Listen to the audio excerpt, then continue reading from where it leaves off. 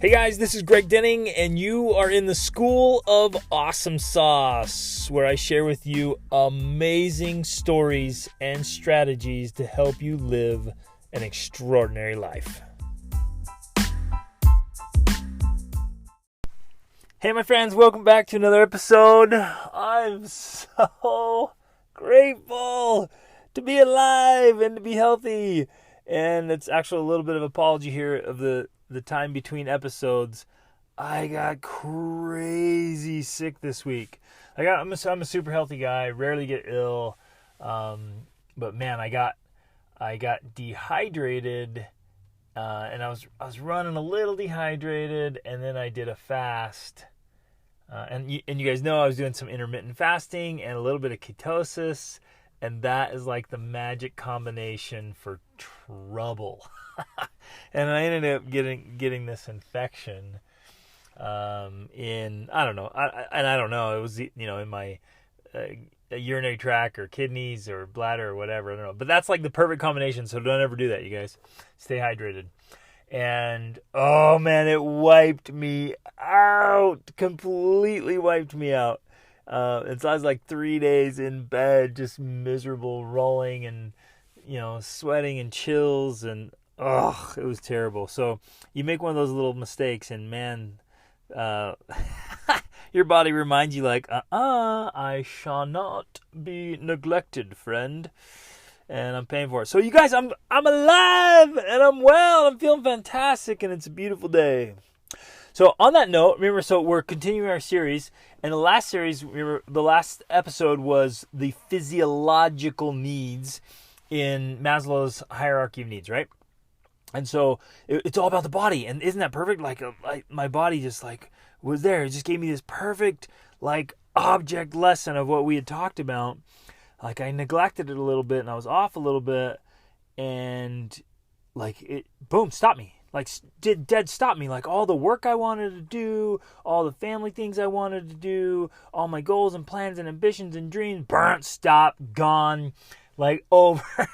And like I couldn't even think straight. When you get a fever or something, you get real sick, you can't think clearly and you're just nauseated. I didn't eat anything for about a 4-day period. I had zero appetite. That's a great way to kind of thin down there. But not worth it. Hashtag not worth it. Oh, it was brutal. But it's right there with that whole thing, right? If we do not take care of our physiological needs, it literally stops us right there. Boom. All the other desires, all the other things we want to work on and progress on in life get stopped if our body's not in the right place. It was interesting I was doing some studying this morning, like I do every morning in my morning routine. I came across the word pollute. And somebody was referencing, that we pollute ourselves. And, most of us, we hear a phrase like that and we're like, yeah, I understand what that means. And I used to do that too a ton, and I still do it some. But I trained myself years ago, in order to study deeper, I had to stop thinking I understood words and start turning to the dictionary. And the dictionary is this wealth of understanding and knowledge. And then when we unlock words, we unlock understanding. And so this morning, instead of just assuming, I'm like, no, I know what pollute means. I'm like, I'm going to look it up. And I'm so glad I did. In reference to what we're going to talk about today and what we talked about last time, here's what it says in the definition in the dictionary. It says, to contaminate with harmful or poisonous substances. That's the first definition. And you're like, well, yeah, I get that, I understand that. But think about it in the context of what we were talking about and caring for our bodies, right? In the food and sleep and air and water, right? Whoa! To contaminate our bodies with harmful substances, and let's be honest, friends, a lot of the stuff we put in our bodies, like even if you like it, right? And I know there's controversy and like, especially with food, like you can find reports on everything that's one way or the other, but like a lot of us can agree, okay, we're putting some stuff that's harmful, right?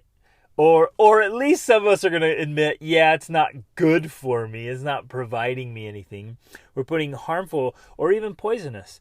It was interesting. I did a lot of research on sugar and refined sugars. They've done research. It's like it operates like a drug or a poison, and it's interesting. Like we're putting things into our bodies that are just like chemicals, and so we're like polluting our own bodies. And of course, the effect on the mind is just can't be overemphasized how important that is. All right, so now how does this connect to part 2? Right, part 2, you guys, the next level up, the next ladder up on Maslow's hierarchy is about safety needs. And under the chart that I'm using here, it talks about personal security, about employment, about resources, about health, and about property. Okay, so really similar tie-ins to part 1, right? With food connecting to health and sleep and water, right? And shelter connecting to property, and then resources, right? And then having personal security, also a shelter, but we're going to talk about different levels there. And so again, we go back to the original foundation, right? Most people look at that and say, okay, personal security. I'm like, yeah, most of us don't live like we're not concerned every day that our life's in threat, like somebody hunting us down or going to kill us. Most of us, we live in a pretty safe area, pretty safe time. Maybe we've had some run-ins, and obviously there are people in the world. We know, our family knows a bunch of refugees that have immigrated here to where we are right now. In fact, I was talking to one of them yesterday in the store. She is a gem, and she had to flee her country, and her father, they just fled, and they got separated, and she never knew if she was going to see her father again, and they had to like take on different identities, and I mean, whoa, just a crazy story. But they finally found each other somehow through this miracle, but her father's still back. I think he is in Egypt currently. And mom and the few kids are here, but they can't get back together. Just this crazy fascinating, right? So they were literally fleeing for their lives. But for most of you listening to this, you feel like, yeah, I'm safe, right? We have employment, and obviously sometimes we lose jobs, or we're in between work, or employment's not adequate. But for the most part, we're living in pretty affluent times. I would say most of you probably are like, yeah, haven't really gone hungry. Like, you don't know what it is to not have food for extended periods of time. And we have, resources, opportunities. We can get them. There's so many things now, nonprofits and churches and government assistance. I mean, we're getting resources. But again, for most of us listening to podcasts, we got plenty of resources. We got clothes and books and computers. I mean, you're listening to this on some kind of device, right? I'm recording it on this nice little lavalier microphone and on my iPhone 10. And, I'm sitting in my nice vehicle where it's nice and quiet. And, we have these resources, and we for the most part, enjoy good health. We talked about that in the previous one, and then property. And so, like, we could look at that and go, yeah, that's okay, it's pretty good, yeah, and think we can move on. But we can't do it, because we're going a deeper level here about safety needs. Like, so many people are stuck here. And if they get everything kind of lined up in base 1 and physiological needs, now we got to move up to the next one. But here's what's interesting, my friends. We're not where we think we are with those things. And you guys, you're going to hear me. You're going to hear me say that with every level here. You're not where you think you are with those things. And that's what's stopping us. And what's so fascinating and so tragic is so many people could be free if they only knew they were slaves.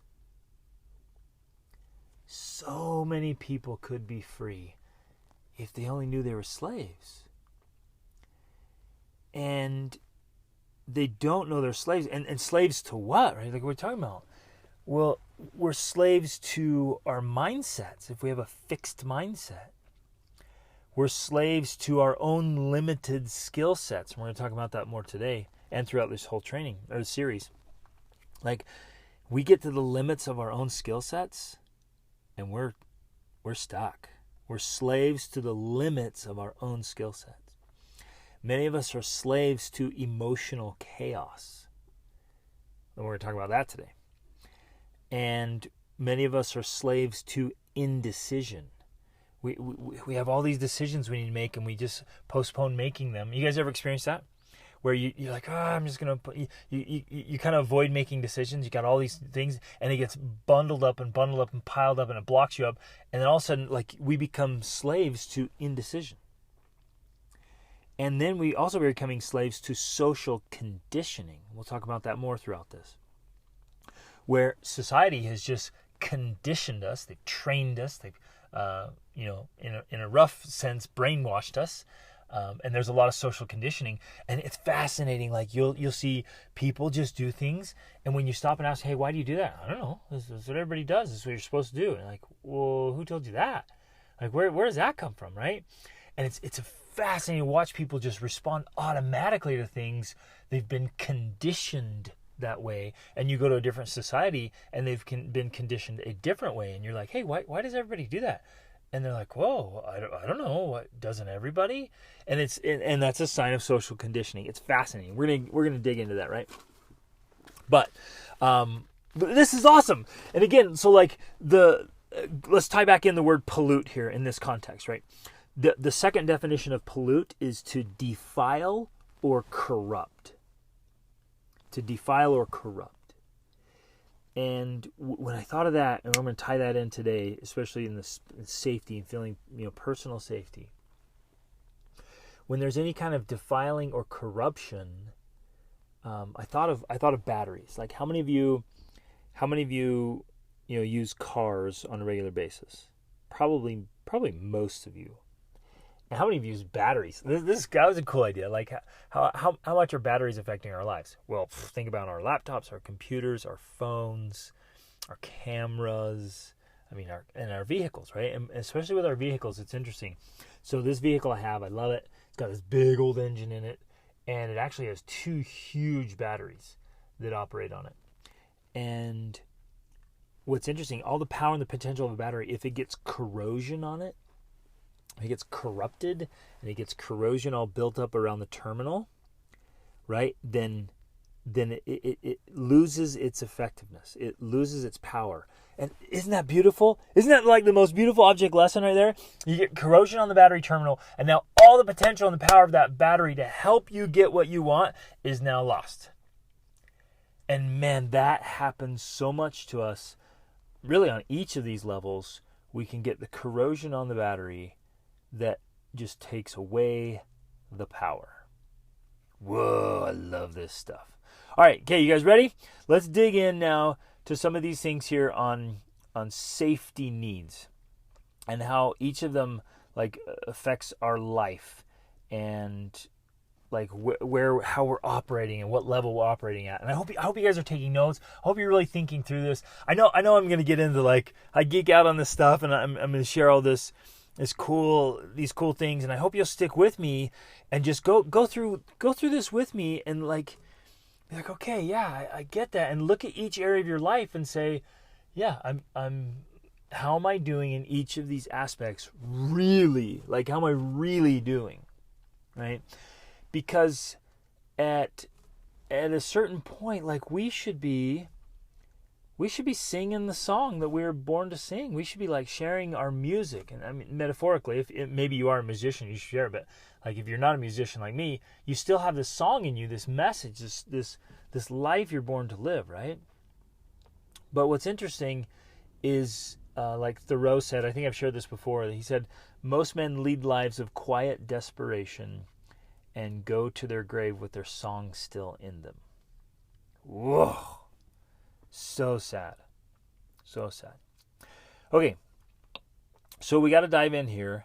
And a quick pause real quick. Do you guys know what's interesting about people who win the lottery? And most people who do these temporary diets, what they have in common is that their results are really short-lived.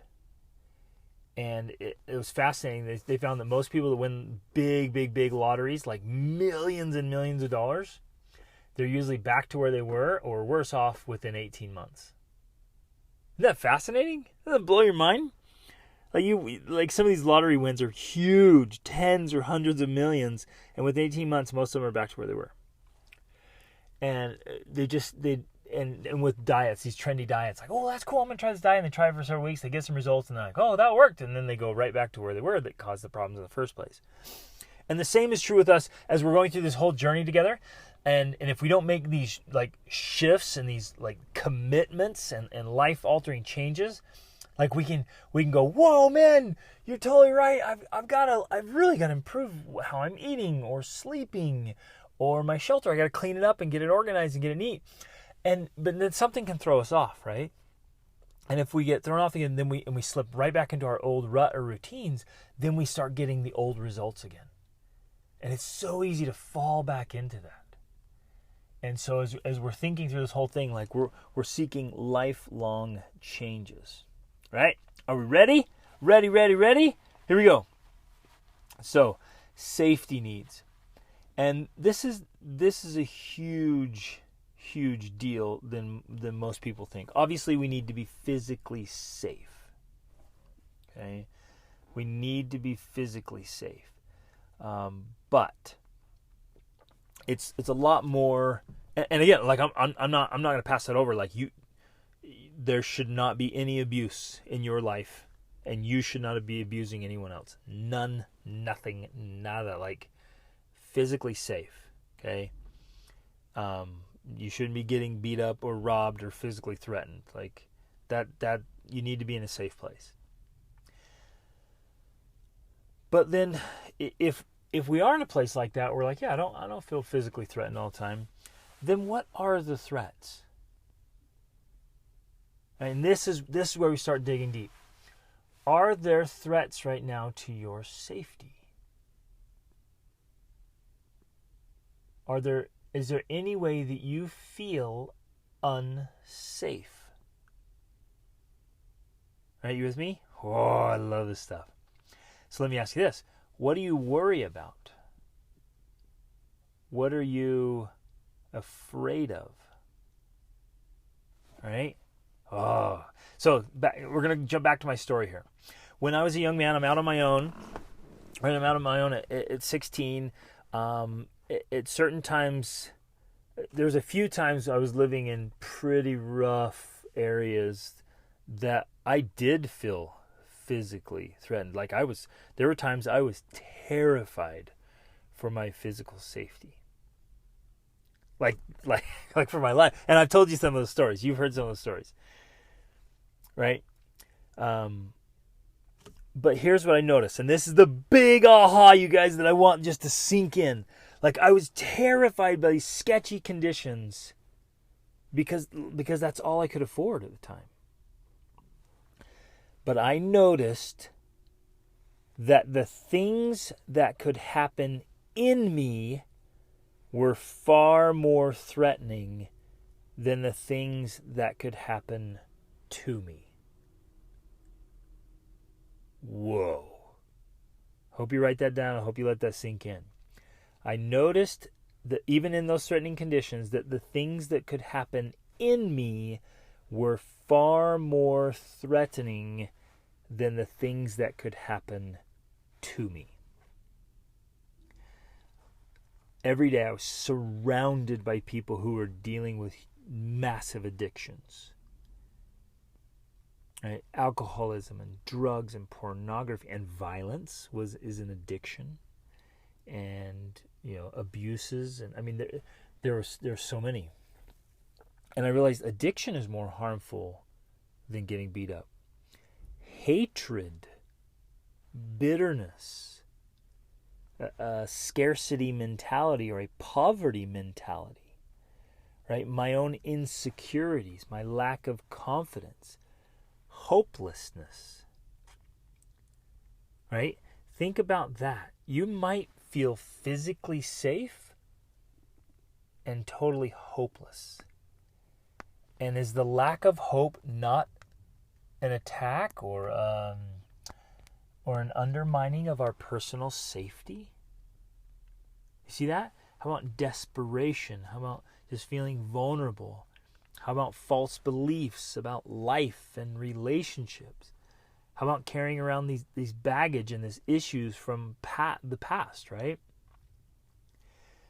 So some of our biggest personal safety threats are coming into our lives through other means than just like physical threats or, attacking our families.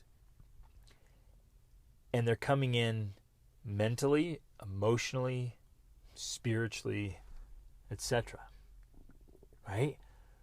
Whoa. Isn't that fascinating? I hope like just light bulbs are going on. You're like, okay, wow. All right, personal safety is like this whole big, it's all of you. It's every part of you. And you have to feel totally safe. So now you start looking at that and you're going, whoa, wait a minute. What about like the things I'm hearing or people say to me? Right? Do I feel safe with words? The words that are being said.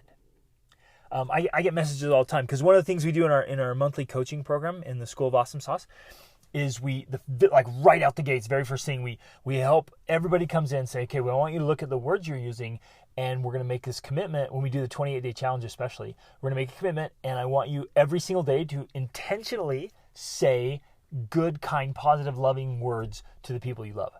And like you're going to write it down and you're going to check it off and you're going to do it like every day.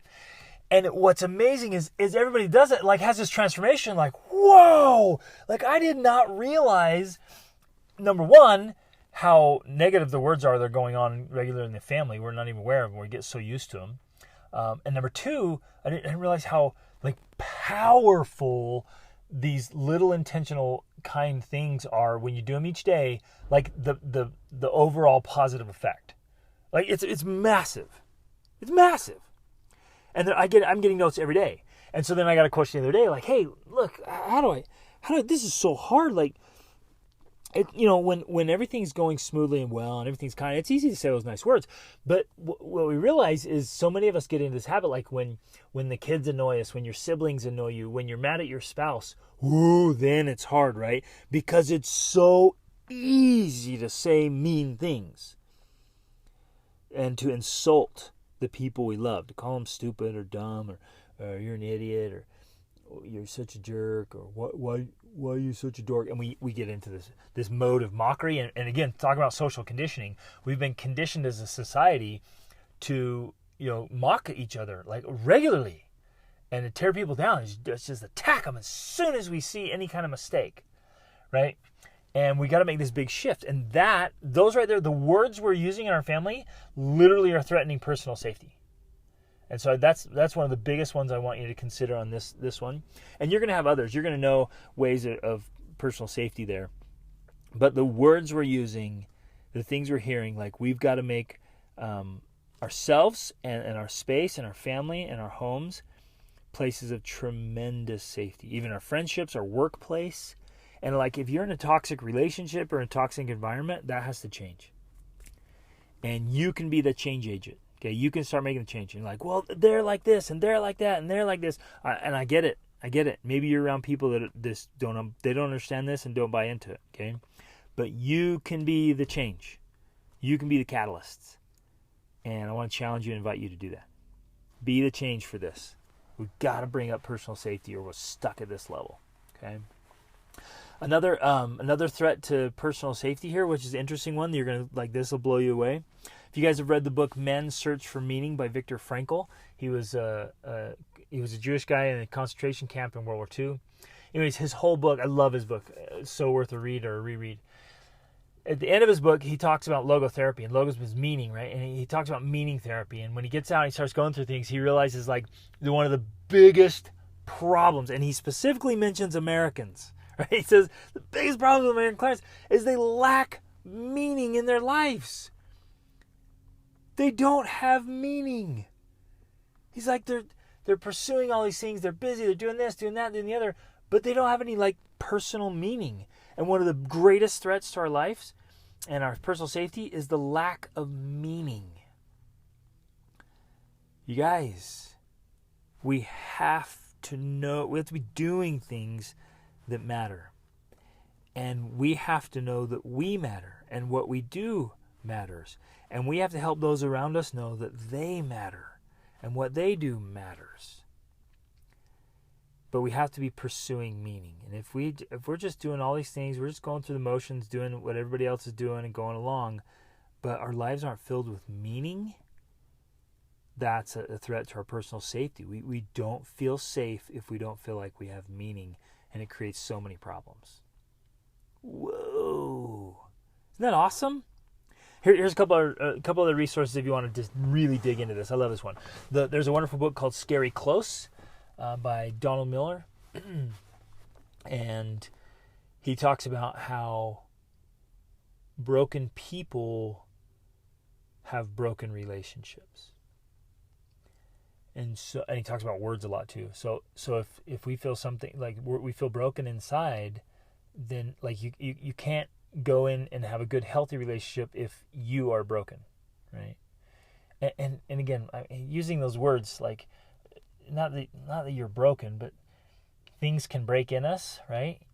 Emotionally and mentally and we need healing. So maybe they're hurt, maybe it's an injury, it's a wound, right? So it's not a break so much as a wound, and it needs healing, and it can be healed. That's the hope, and that book goes through that. It's wonderful. And then the other resource is called the Anatomy of Peace, which is a phenomenal book, and talks about how we objectify people.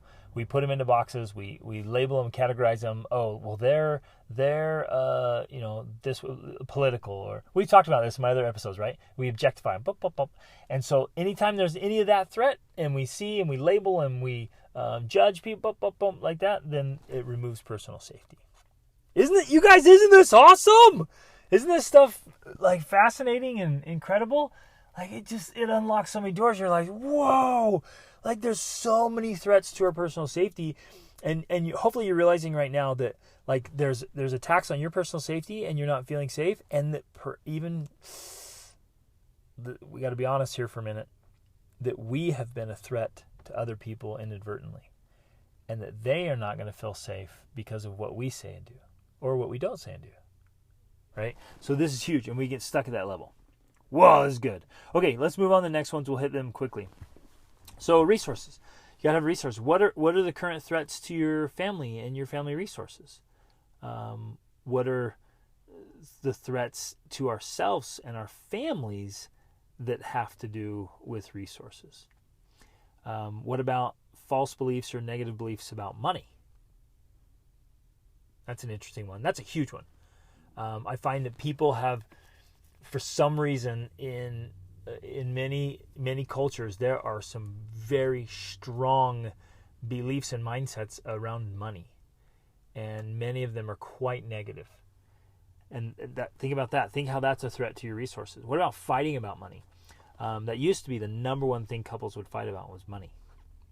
Now it's about their sexual relationship, because that is such a problem in our society today.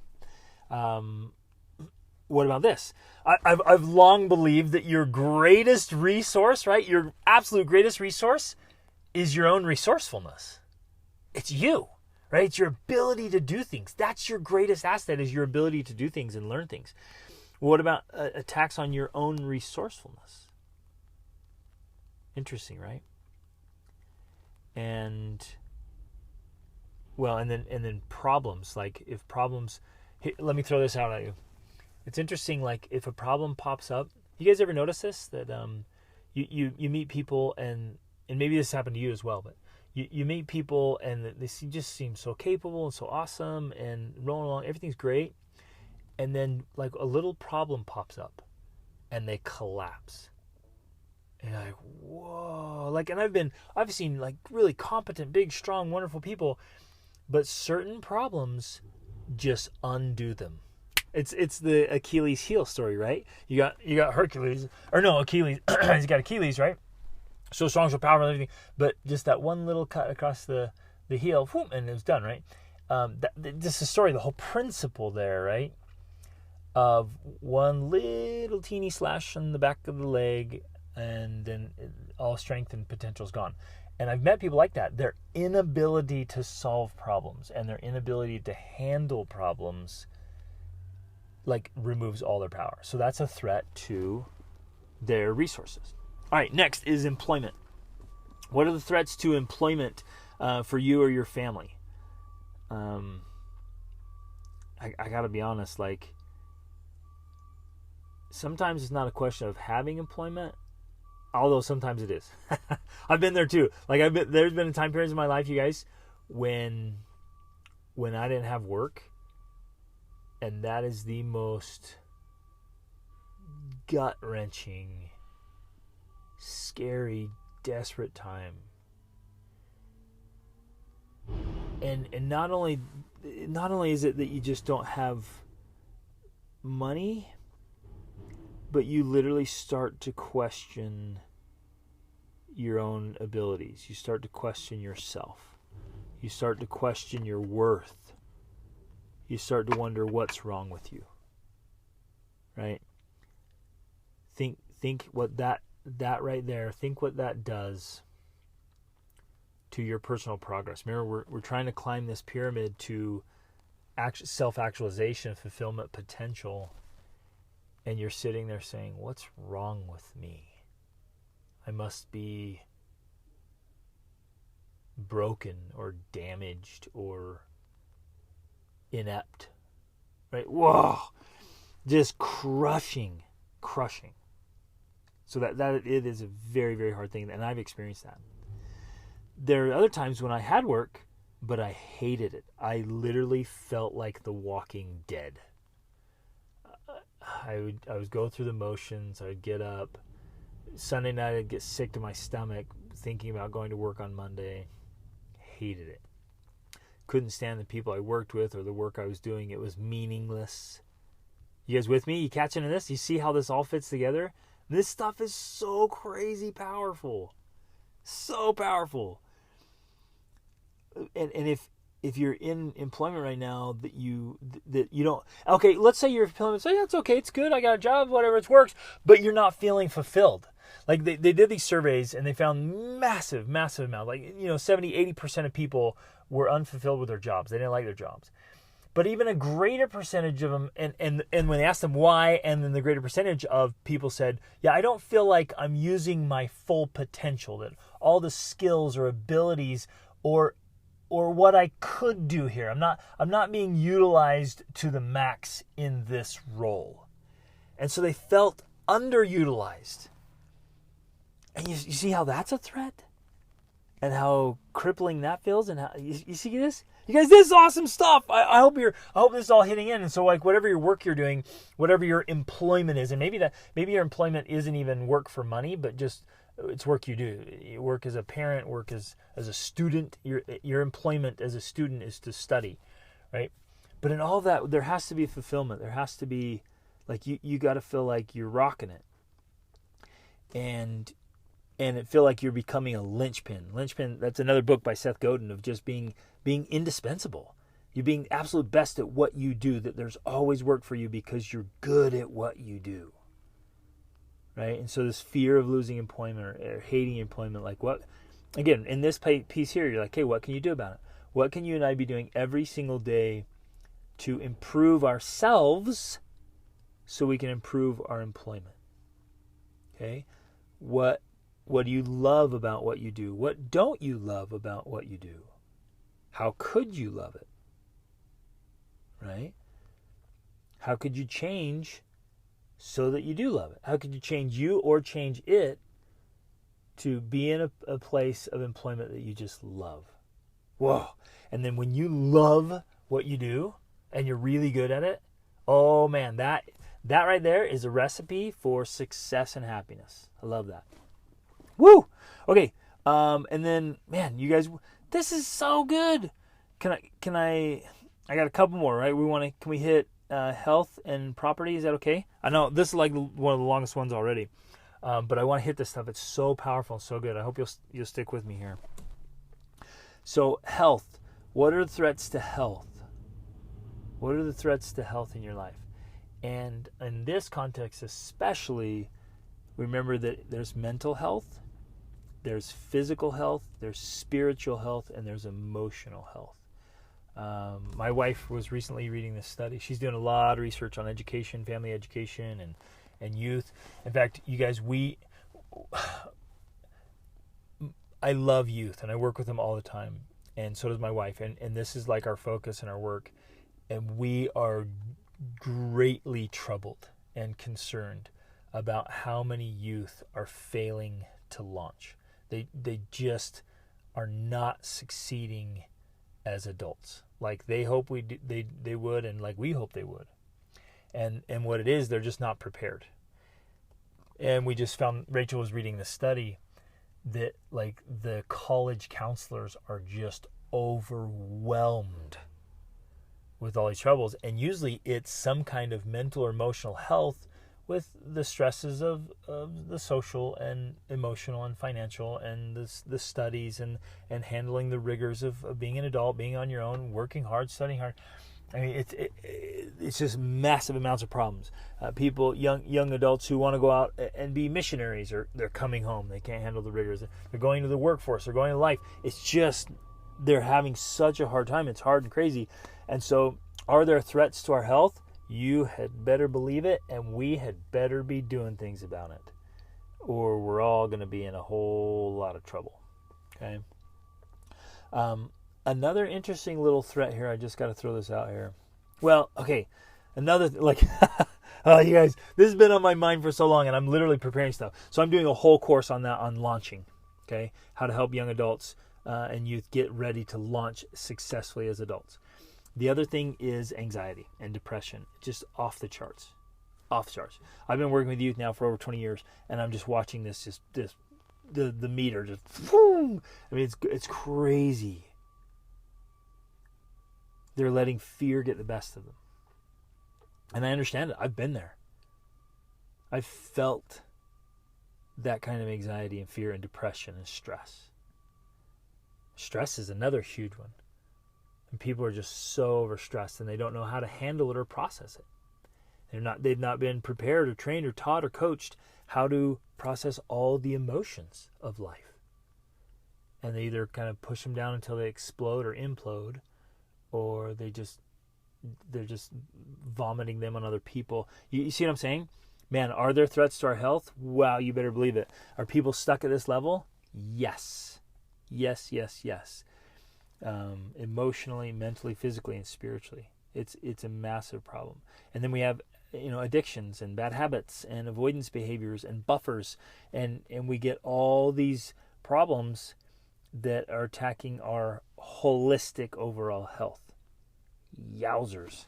So we've got to have tools to do things about this. And you guys, and I'm going to give you tools all along the way. I'm going to give you tools about this, tools to handle all those things. That's literally what I do. That's why I do it. And I've been studying this for over 24 years, and I've been working with thousands of people all over the world and learning what works and what doesn't, and helping all of us, myself included, because I still have to process my emotions and handle difficult situations. And I'm constantly working on, as I'm going to invite all of you to do, like almost daily, literally daily, I have rituals and routines and habits and patterns that help me with my mental health, my emotional health, my physical health, my spiritual health, all of it. And that's how we stay healthy. That's how we stay healthy. But if we're neglecting those things, or we don't know what to do about them, then our health is at risk. Does this make sense, you guys? Isn't this crazy? And you can see how all of this then becomes a barrier. Wow. Okay, last one, threat, property. What are the threats to our property, to our things? Well, obviously, of being stolen or ruined or lost. But what's interesting is sometimes, here's this twist I want to turn on this. It's been fascinating to me, and I went through this. There was a time, you guys, we were doing, this was years and years ago. We were doing pretty well financially, and so we started to buy up a lot of stuff. And again, social conditioning here. like we just had bought into this, like the good life is having nice cars and house and toys and furniture and all the technology and the devices, and the more things you have and the more nice you think, that's how you arrive, right? That's life. And I remember I bought into that. I just bought into that in my 20s. Like, that's it. That's how you know if you're successful and happy. You got lots and lots of nice stuff. And what's interesting is I didn't realize it until we started to get rid of it, how attached I had become to stuff. And you don't even realize you are until there's the potential to lose it. And it was shortly after that time period of having all that stuff that our businesses collapsed when the economy just slammed, our business slammed, and we ended up needing to sell all of our stuff. And it was like something you really love and value, like, goes out the door, and it feels like somebody just took your arm off, right? And I went through that hurt, like, oh, now I don't have stuff. And I remember thinking it was my mindset of the attachment, the importance that I had attached to stuff and things. And in this context of property, we see that. In that same book, Man's Search for Meaning, it was sobering how many people simply gave up and died after they lost their stuff and, like, their titles and their position and the life they had built, like, because they put so much attachment on the work they were doing, or their position in society, that everyone thought they were, everyone respected them and liked them, and they had all the, nice art and these nice things, and there was all this positioning, right? And once that was gone, Viktor Frankl says they just gave up and died. They just could not handle, like, without having their stuff and what they had built, they're done. They just gave up and died. And Frankl actually suggests that they no longer saw a meaning to life when all of their things had been taken away from them. You guys, let that sink in.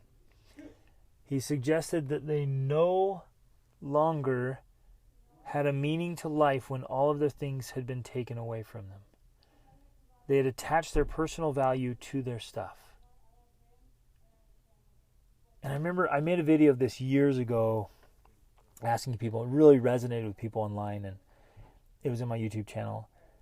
I just asked the question, like, who are we? What is left when everything else is stripped away? When you take away the titles and the positions and the certificates and the degrees and the diplomas, and you take away the car and the house and the neighborhood and the clothes, the identity, when you take away everything, who are you? When you strip all that away, you still have an identity. You're still you. You still have unbelievable, tremendous value and worth and awesomeness. You really do. Like, you are still a spectacular human being. But what's interesting, in our own minds, we attach so much value to all of those things. Things that really have no life in them. Isn't that interesting? And I've met people around the world, all over the world, who literally, as far as physical things, they have almost nothing. And yet they're still incredible men and women and human beings. And so for some of us, like, it's a very scary thought to have all that stuff stripped away. And I invite you to ponder that and find a healthy center of who you are without your stuff, and how you would live and be and act and feel without stuff. And again, I know some of you, I'm scaring you right now. That's a scary idea. It's an intimidating thought to think through, like, if I had nothing. but could you still be you without stuff? Isn't that so good? Isn't this so great? And stuff isn't bad. We can have property. Our dream is to have a gorgeous chateau in France and a beautiful beach home in Portugal. And we have a place already in Guatemala and have a place in the States. I mean, we want to have homes all over and have beautiful things. It's okay. But our happiness and our extraordinary life is not bound to nor dependent on property. Woo! And one more quick warning here. I heard a true story one time. This woman, she had a very nice house and very nice stuff, and she'd gathered up all these very expensive, beautiful things, and her house was immaculate, right? And she really found value in that, and it was important to her. I mean, she was good at it, and she was all about it. And then she found out she had cancer. She was an older woman, so she'd raised her children and had grandchildren, and she was older now, but not too old. And she found out she was dying of cancer. And so she invited over a leader and was talking to her and was talking to him. So the leader came over to talk to her, and she just breaks down, just sobbing, crying, just deep remorse. And he said, "What is it?" And she says, it took me finding out that I was dying to realize how wrong I have been about the way I've been doing life. Because I literally have forbade my children, my grandchildren from coming over to Grandma's house because I was worried about my stuff.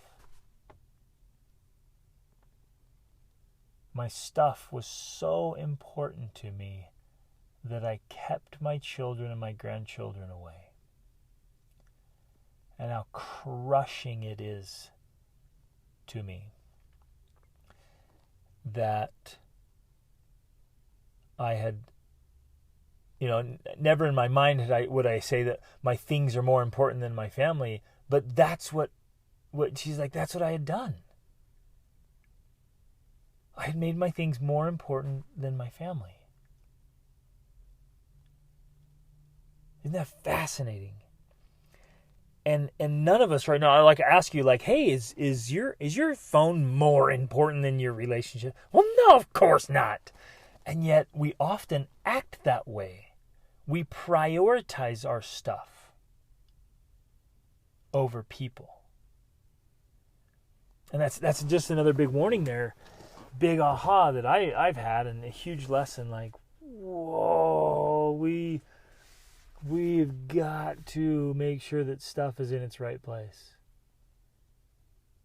And that the other things, the big important things, are in the right place. So again, our relationship with our property will have a huge impact on our growth and progress. So, you guys, this has been long. Thanks for sticking with me. You are the best. You're the best. And you see how important this stuff is? You see how beautiful it is?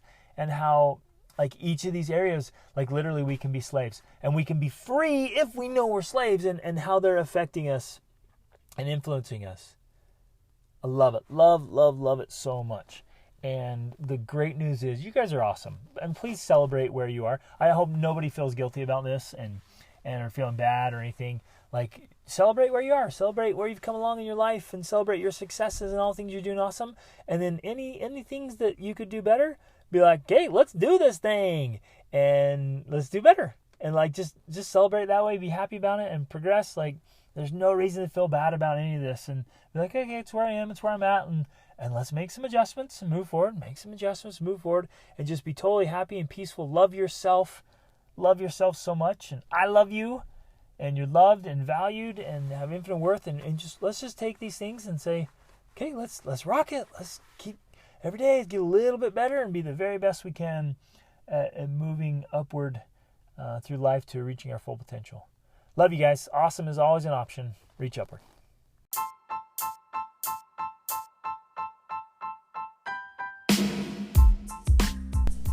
Hey everybody, thanks so much for listening to this episode. I hope you got a lot of value out of it and found some things that you can apply to your life right away. Hey, I'm being totally sincere when I say I live to help you live your extraordinary life. So I hope you'll reach out to me if you have any questions, or let me know how I can help you in any important area of your life. And in fact, this podcast is brought to you by the School of Awesome Sauce monthly coaching program. Take advantage of that. Get in there. It's the best way to get a breakthrough to the next level, so you can level up your health, your spirituality, your emotions, your mind, your relationships, your finances, business, every part of your life. Just get in there where you have a coach and a mentor. You have a supportive community to make things happen. So jump in there, take advantage of this, try it out, get in there with us, and level up your life. See you on the inside. Reach upward.